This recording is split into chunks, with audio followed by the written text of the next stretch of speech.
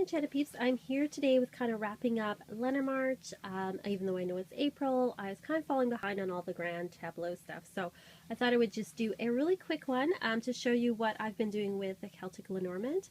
The Celtic Lenormand's different from other Lenormands in that it comes with 45 cards as opposed to 36. And the reason for this is that they have 2 men, 2 women, 2 child cards, a cat and a dog card, 2 tree cards, and 3 bird cards. So I kind of gave different meanings to each one, and I've put them out in a grand tableau of 45. Now, same thing as when you're working with the 36 card tableau.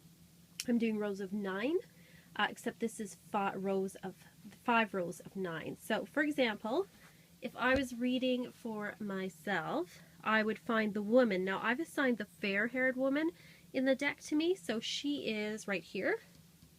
And I would look at what is around me, the 9 cards that are around me.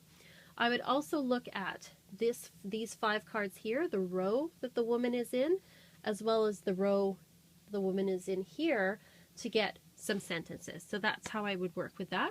So I always start with myself first, or the card representing myself.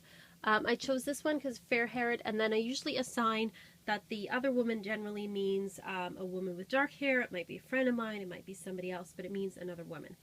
Then if you're in a couple, you can look to the man. Now, there's a fair-haired man and a dark-haired man here, so depending, you might want to go by hair color. One's younger, one's older. You might want to go like that. So let's say it's older man, you might want to look at this one here, and then look at the 9 cards that are around it. Then I would look to, if you have children, you can look to the children cards or the child card. You can also just use the child card as something that's new. This one handily, if you have a boy or girl, has a boy or a girl one, so you can do it that way, or you can just use it as something new. If you're looking for information about money, you would go to the fish card, which is over here, and look at the cards around it. To see what that means. So you would do it the same way. It's just with the extra cards I've assigned different meanings. So for example, to me the dog is still a friend, a loyal friend, whereas the cat is somebody who's more independent and also stands for harmony, comfort, relaxation as well. As for the 3 birds, I use the chicken as gossip, the songbirds as good news, casual talk, and then I use the owls as wisdom. For the snake, I see this snake as more traditional because it's more aggressive looking. So I use that one as more deceit or lies or trickery or something coming up like that. And then this snake more as regeneration and health. And then which other ones? There's the 2 trees. So this tree to me speaks more about ancestry, it speaks about wintertime, obviously, and it speaks about being calm and resting. Whereas the other tree to me speaks of health and abundance. So that's how I kind of differentiate the 2 trees. I'm trying to think, are there any more pairs? Yes, there's 2 riders as well.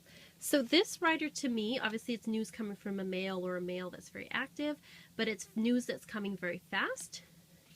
Whereas the female rider is more at a slower pace, and so I see her as going slow.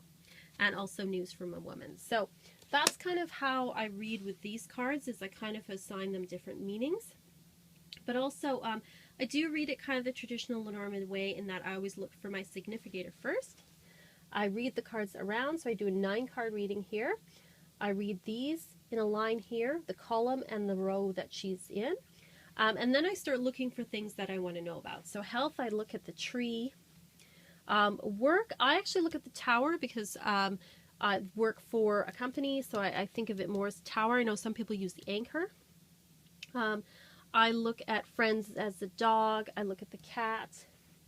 What else? House, if you want to know about your house, you can look at that there, the house. For a trip, there's the ship over there. I also have, obviously my job as well as a card reader, so I look at that as the fox just because that's self-employment. So I would look at the cards around here. So I kind of go piece by piece with each one that I want to know about. And then finally at the end, I'll look at the middle row. And so that's this row here to kind of tie it all together.